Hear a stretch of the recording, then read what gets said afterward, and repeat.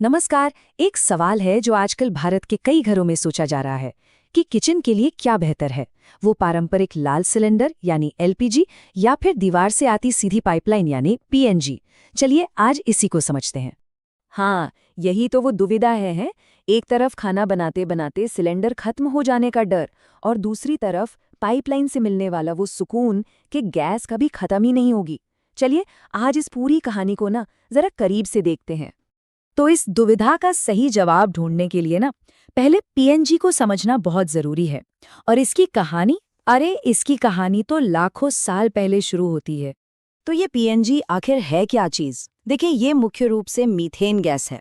इसे जीवाश्म ईंधन या फॉसिल फ्यूल कहते हैं क्योंकि ये लाखों साल पहले जमीन में दबे पेड़ पौधों और जानवरों के गलने से बनती है और इसे पाइप के एक बड़े से नेटवर्क के जरिए सीधे हमारे घरों तक पहुंचाया जाता है। तो ये गैस बनती कैसे है, सोचिए जरा। लाखों साल पहले जब डायनासोर वगैरह हुआ करते थे, तब के पेड़ पौधे और जीव जंतु जमीन के नीचे दबते चले गए। फिर ऊपर से जबरदस्त गर्मी और प्रेशर की वजह से वो धीरे धीरे नेचुरल गैस में बदल गए। आज वैज्ञानिक खास तरंगों से जमीन के नीचे इसका पता लगाते हैं, फिर ड्रिल करके इसे बाहर निकालते हैं। और हाँ, बाहर निकालने के बाद इसे प्लांट में अच्छे से साफ किया जाता है ताकि हमें शुद्ध मीथेन मिले। अच्छा, तो गैस जमीन के नीचे से निकल तो आई, लेकिन हमारे किचन के चूल्हे तक इसका सफर कैसे तय होता है? ये अपने आप में एक कमाल की इंजीनियरिंग है। चलिए देखते हैं।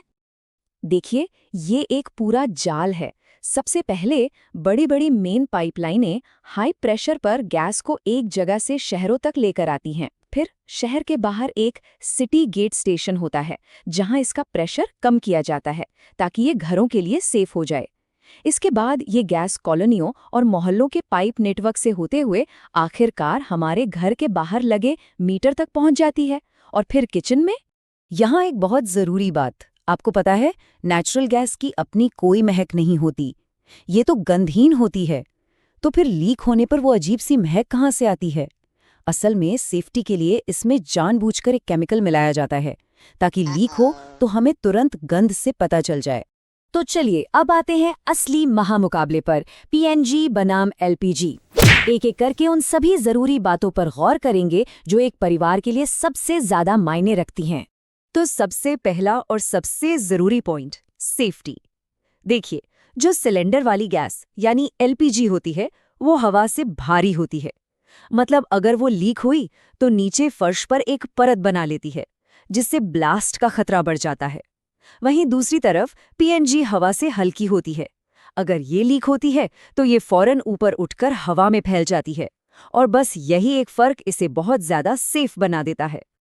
अब बात करते हैं जेब की, यानी पैसे की।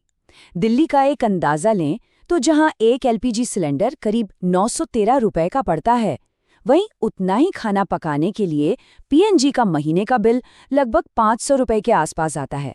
मतलब फर्क साफ है। सीधी सी बात है, हर महीने लगभग 400 रुपए की सीधी सीधी बचत। और अगर साल भर का हिसाब लगाएं तो ये एक अच्छी खासी रकम बन जाती है। और सुविधा का क्या?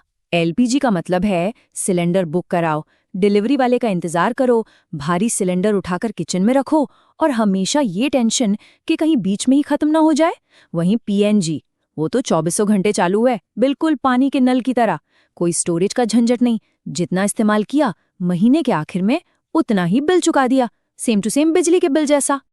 तो सेफ्टी, पैसा, सुविधा, हर मामले में पीएनजी बेहतर लग रही है ना? लेकिन रुकिए, आखिरी फैसले पर पहुंचने से पहले पूरी तस्वीर को देखना भी तो जरूरी है। सच तो ये है कि पीएनजी की भी अपनी कुछ सीमाएं हैं।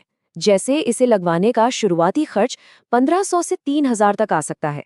और सबसे बड़ी बात, ये अभी सिर्फ बड़े बड़े शहरों में ही मौजूद है, हर जगह नहीं। और हाँ, ये भी तो एक फॉसिल फ्यूल ही है, यानी ये संसाधन भी सीमित है, एक दिन खत्म हो जाएगा। तो चलिए पूरी बहस को एक नज़र में देख लेते हैं। सेफ्टी, कीमत और सुविधा, इन तीनों मामलों में पीएनजी का पल्ला भारी है। लेकिन जब बात पहुंच की आती है, यानी अवेलेबिलिटी की, तो एलपीजी पूरे देश में मौजूद है, जबकि पीएनजी अभी सिर्फ कुछ बड़े शहरों तक ही सीमित है। तो ये फैसला सिर्फ किसी एक के लिए अच्छा या बुरा होने का नहीं है। हमें शायद अपनी रसोई से थोड़ा आगे बढ़कर भी सोचना होगा। इसमें कोई शक नहीं कि पीएनजी सेफ है, सस्ती है और बहुत सुविधाजनक भी है। ये पाइपलाइन का सुकून देती है, लेकिन सवाल ये है कि ये सुकून आखिर कब तक? क्योंकि ये भी तो जमीन से निकला एक ऐसा ईंधन है जो हमेशा के लिए नहीं है। इस पर सोचिएगा जरूर।